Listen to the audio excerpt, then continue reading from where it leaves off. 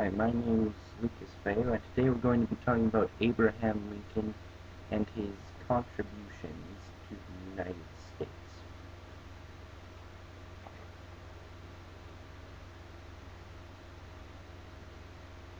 So, Abraham Lincoln's political career sprung into the national spotlight during his debates with Stephen Douglas for a Senate position in Illinois.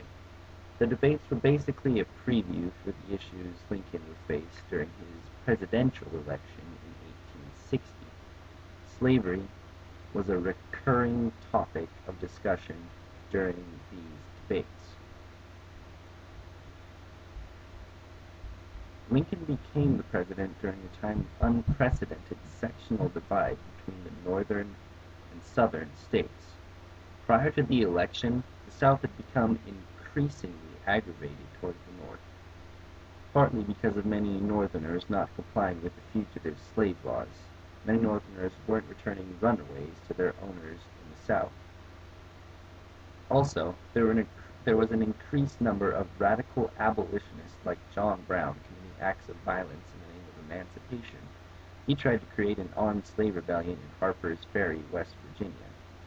Publishing of books like Uncle Tom's Cabin, which revealed the atrocities of slavery and showed the evil of slavery as well, also contributed to tensions between the North and the South. Drastic economic differences had also developed among the North and the South. The North had become very industrial with many factories, while the South was very agricultural. Much of their economy depended on slavery. After Lincoln was voted president, South Carolina quickly seceded. They would eventually be followed by 10 other states.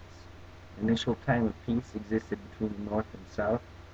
During his remaining months in office, James Buchanan declared secession unconstitutional, but did little else to stop the rebellion. The false sense of peace was broken after Lincoln became president and the Confederate States of America fired on Fort Sumter. On January 1, 1863, Lincoln issued the Emancipation Proclamation, which declared all slaves in the rebellious states and contested areas of the South to be free. As the Union forces advanced further into the Confederacy, more and more slaves were emancipated. Some previous slaves joined the Union militia. The proclamation also gained the North's support from Europe. Economic milestones during Lincoln's presidency included the Legal Tender Act of 1862, which led to the issuing of over 150 million greenbacks, which were not actually backed by gold or silver, but rather by the credibility of the U.S. government. The first income tax was also issued in 1863. Throughout the Civil War, the North's economy was able to remain more stable than that of the South's. This helped them win the war. With influence from Lincoln, Congress passed the 13th Amendment, which abolished slavery and gave Congress the right to pass legislation to enforce the abolition of slavery. Unfortunately, many blacks were still subjected to involuntary labor due to black codes and racial prejudice remaining in the South. Lincoln was assassinated by John Wilkes Booth at Ford's Theater on April 14, 1865.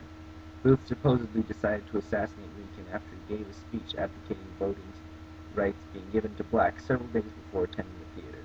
He died 39 days before the Civil War ended, but he was able to bring about the end of the war and the emancipation of slaves, and he paved the way for the Reconstruction of America.